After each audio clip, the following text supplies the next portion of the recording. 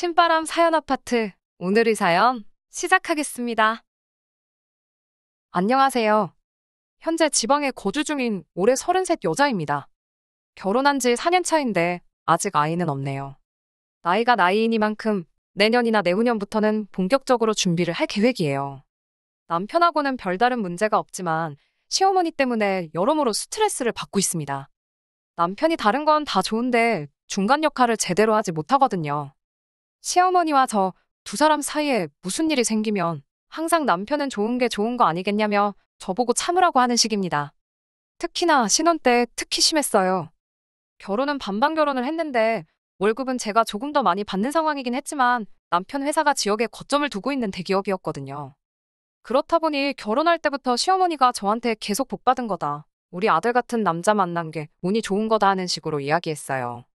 그냥 자식이 얼마나 대견하면 그러실까 싶어서 넘겼는데 그게 아니고 진짜로 제가 한참 모자란데 남편 잘 만나서 인생 역전한 것처럼 생각하시고 계셨던 거라고는 생각도 못했습니다.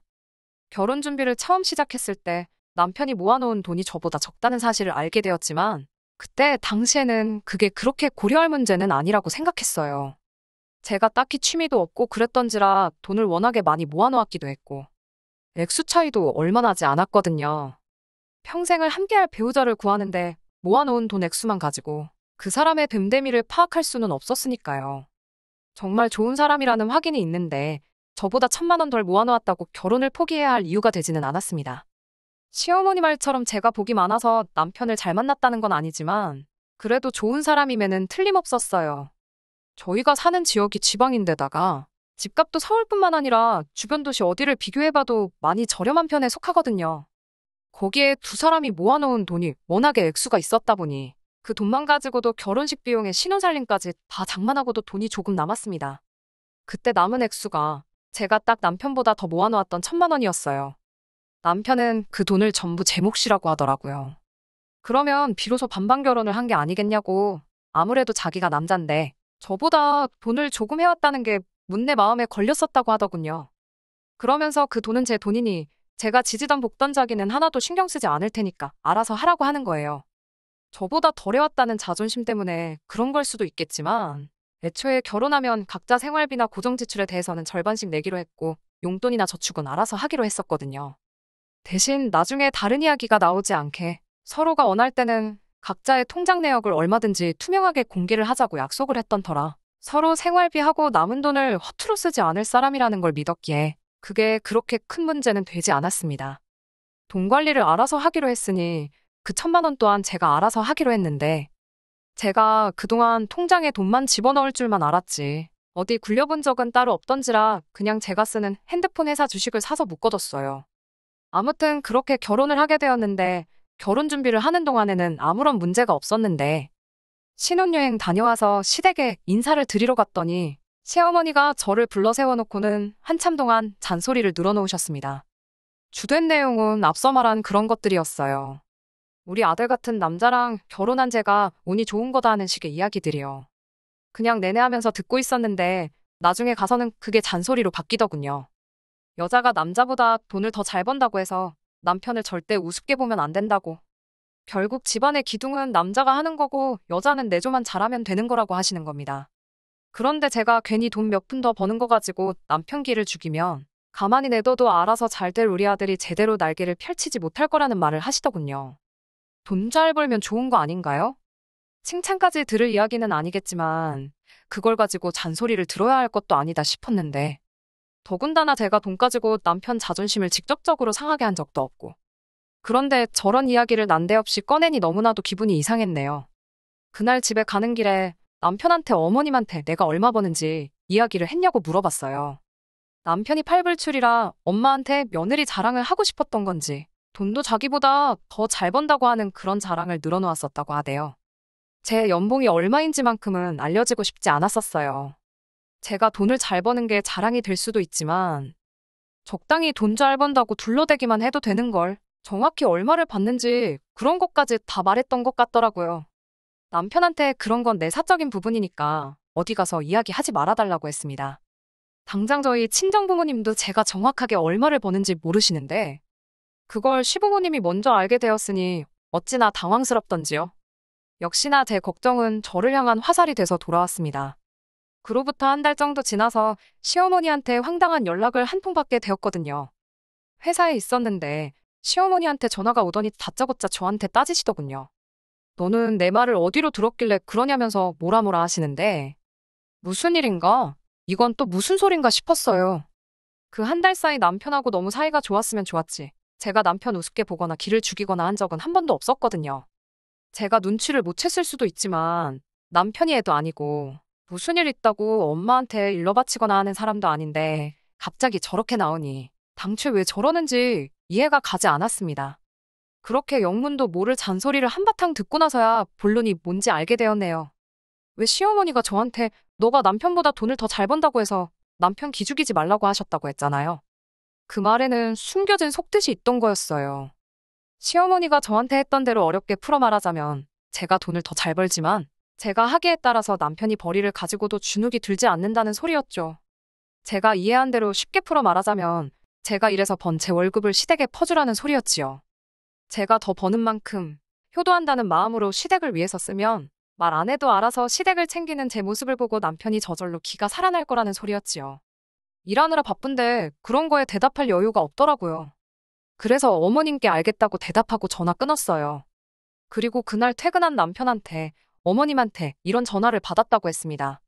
남편은 어머니가 진짜 그러셨냐며 겉으로는 저한테 스트레스 받았겠구나 하면서 걱정스레 말을 걸어왔는데 신혼 한 달 차이기도 했고 그때는 솔직히 남편이 단호하게 어머님께 그런 전화 하지 마시라고 이야기해 주길 바랬습니다만 제 기대와는 달리 남편은 어쩔 줄을 몰라 하면서 전화기를 들었다 놓았다 하며 제 눈치만 살살 보더라고요. 그러다 결국엔 저한테 당신이 좀 참으면 안 되냐고 말을 하는 겁니다. 참았으니까 지금 당신하고 이 이야기 하고 있는 거 아니겠냐고. 거기서 안 참았으면 이미 시어머니랑 전화로 대판 싸웠을 거 모르냐고 이야기했더니 자기가 말하는 참으라는 건 그냥 시어머니 말을 한 귀로 듣고 한 귀로 흘리라는 이야기였어요. 남편이 하는 말은 며느리와 시어머니 사이에 있던 일이니 자기가 아들의 입장에서도 남편 된 입장에서도 누구 편을 들기 곤란하다는 거예요.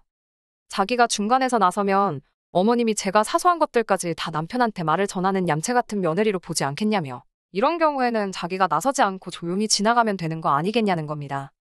괜히 자기가 말 한마디 꺼냈다가 어머님이랑 제 사이가 더 안 좋아질 거 아니냐고 하는데 남편한테 어머님하고 저 사이에 있는 그런 상황을 정리하는 게 남편인 당신이 해야 할 일이라고 했어요. 어려운 일 아니지 않냐고.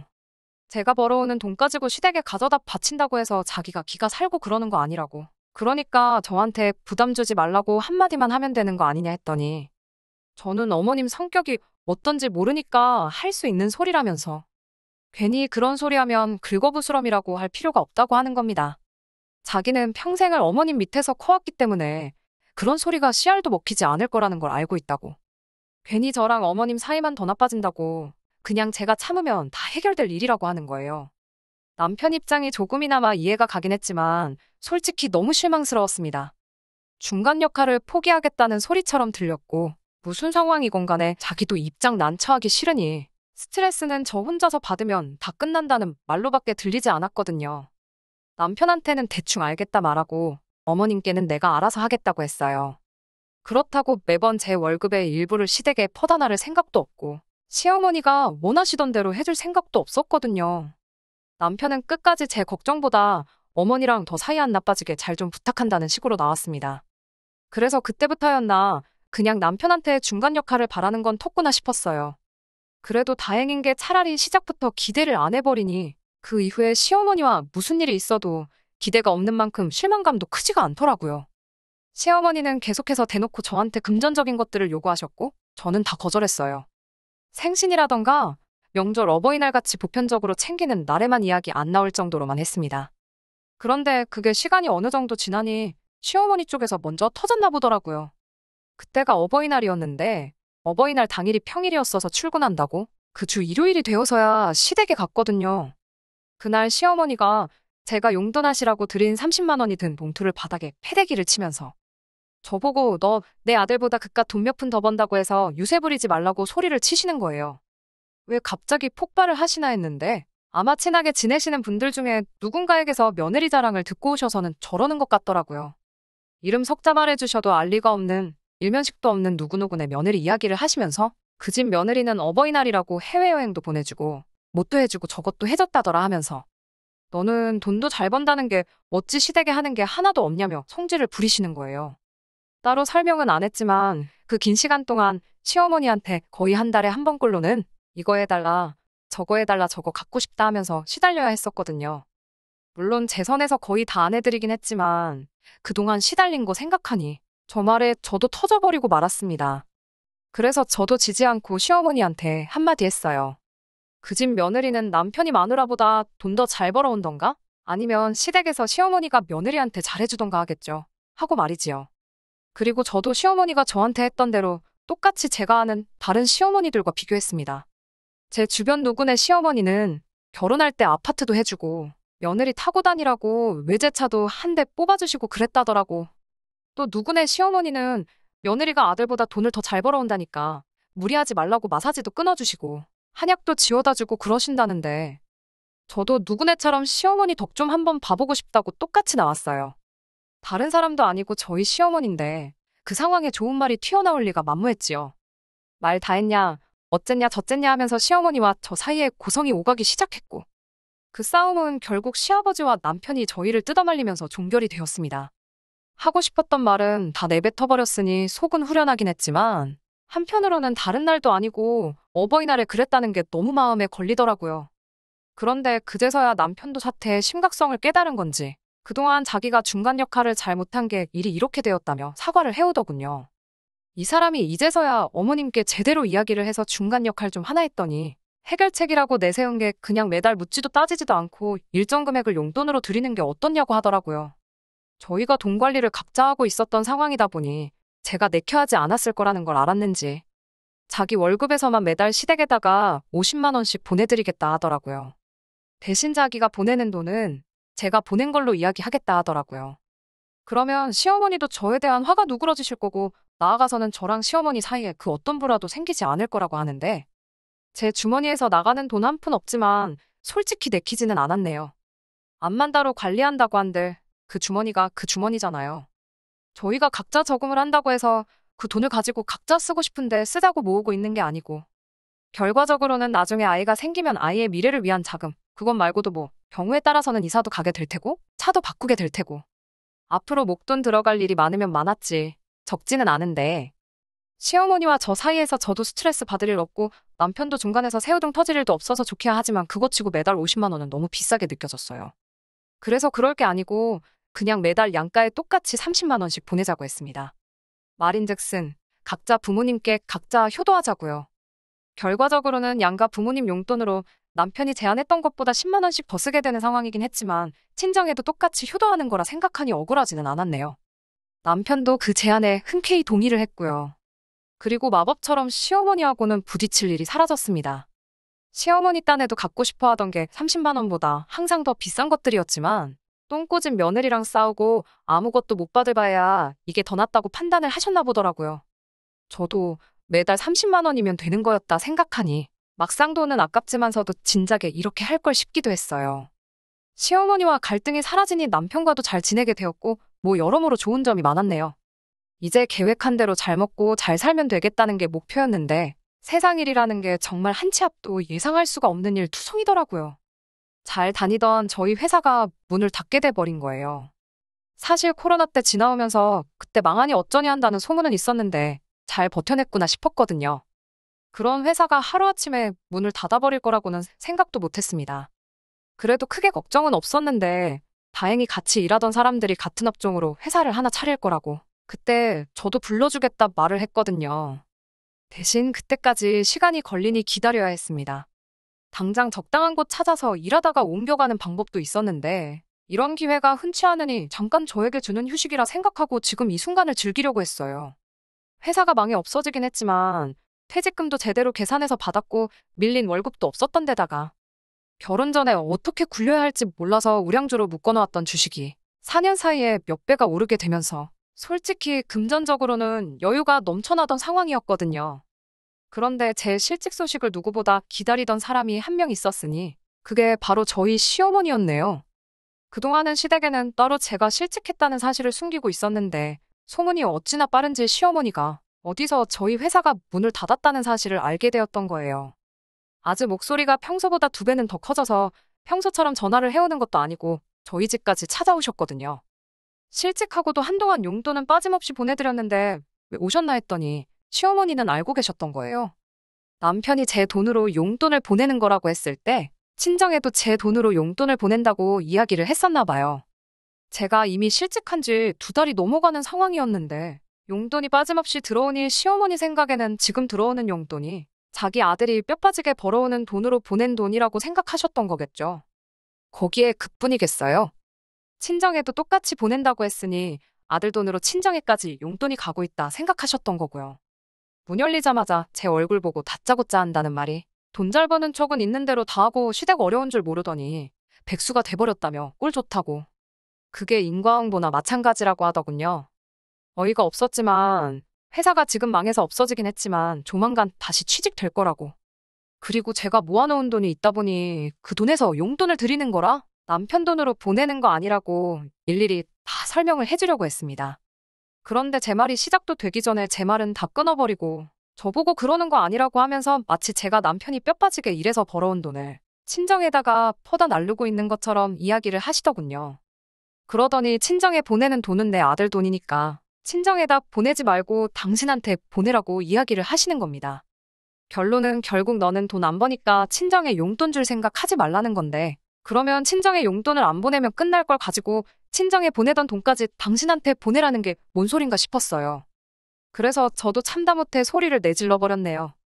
제가 그동안 돈 잘 번다고 유세 부린 적도 없고 남편을 우습게 본 적도 없고 시댁 업신여긴 적도 한 번도 없었는데 이제는 안 되겠다고 저도 할 말은 해야겠고 유세 부릴 건 유세 부려야겠다고요.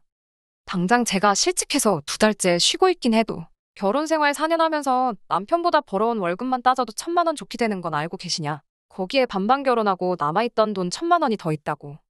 그때 사놓은 주식이 3배 가까이 올랐으니 제가 남편보다 1년에 1,000만 원씩 더 벌었는데 어디 한번 어머님 방식대로 계산해 보시겠냐 물었어요. 지금 당장 쉬는 건 문제조차 되지 않는다고요. 그리고 사실상 따로 관리를 해도 부부재산은 공동재산이나 마찬가지인 거 모르시냐.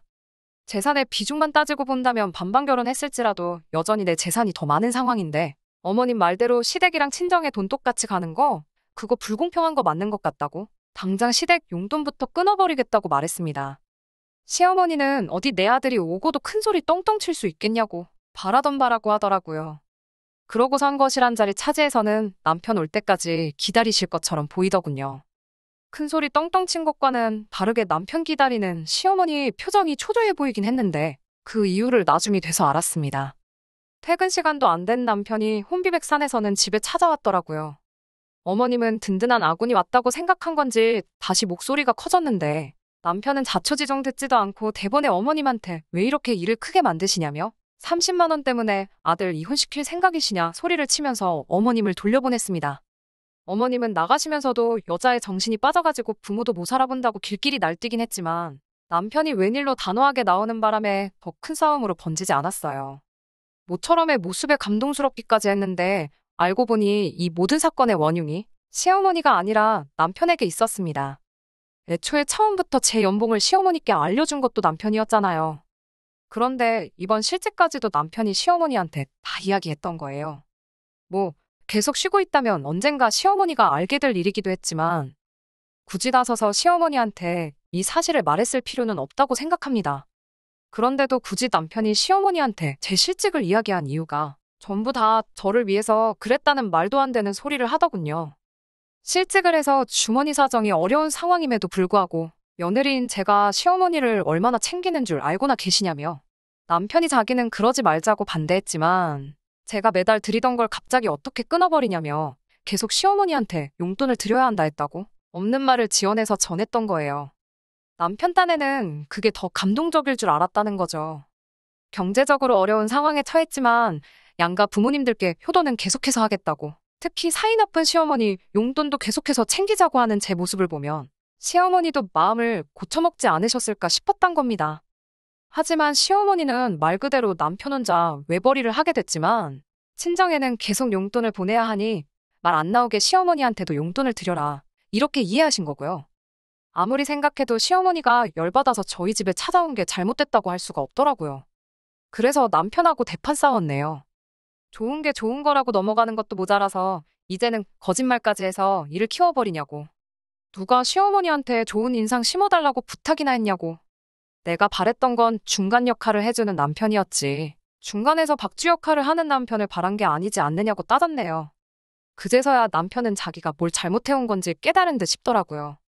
애초에 처음부터 돈 때문에 그럴 일 없다고 정리 딱 해놓고 돈 잘 버는 만큼 자리부터 빨리 잡을 거니 며느리 월급에 눈독 들이지 마시라 정리해주고 사실대로 전했으면 되는 건데 참는 건 저 혼자 참으라고 해놓고선 중간에서 일만 키워다가 이 사달을 냈다고 사과를 해오더니 앞으로는 제대로 중간에서 잘하겠다고 다짐을 하는 겁니다. 결과적으로는 지금은 전보다 많이 괜찮아졌어요. 일단 남편 주도로 시어머니한테 보내는 용돈은 끊었습니다. 그러면서 저도 자연스럽게 친정에 보내드리던 용돈도 끊었어요. 친정어머니께서는 필요 없는데 자꾸 보내줘서 모아놓았는데 필요 없으니까 저보고 쓰라며 여태 받으신 돈을 돌려주시더라고요. 그 돈도 3년 가까운 시간 동안 1,000만 원이 돼 있더라고요. 졸지에 갑자기 5천만 원이라는 거금도 생겨버렸어요. 시어머니는 오히려 용돈이 끊기고 나서부터는 저한테 더 이상 연락을 해오지 않으십니다. 남편이 용돈 끊어버리면서 말하길 앞으로 저한테 전화해서 금전적인 그 어떤 요구라도 하셨다간 평생 아무것도 해드릴 수 없다고 단단히 일러두었나 봐요. 이제서야 진짜 결혼 생활을 하게 되나 싶습니다. 원래는 딩크로 지낼까 하여 여태껏 일만 해왔는데 요 근래 몇 달 쭉 쉬기도 했고 그러면서 스트레스 받을 일도 없다 보니 남편과 상의해서 더 늦기 전에 아이 하나 낳아서 가정 꾸리고 행복하게 지내려고 합니다. 혹시나 이 사연 들으시는 남편분들이 계시면 다른 건 몰라도 고부 갈등은 남편하기 나름이라는 사실을 알아주셨으면 해요. 중간 역할 엄청 힘든 일인 거 알지만 그렇다고 어느 한쪽 편만 들거나 아예 놓아버리면 주워 담을 수도 없을 만큼 커지는 게 고부 갈등이니까 말이지요. 끝까지 들어주셔서 감사합니다. 오늘의 사연은 여기까지입니다. 구독과 좋아요, 알람 설정 부탁드리고 더 좋은 사연으로 다시 찾아뵙겠습니다. 감사합니다.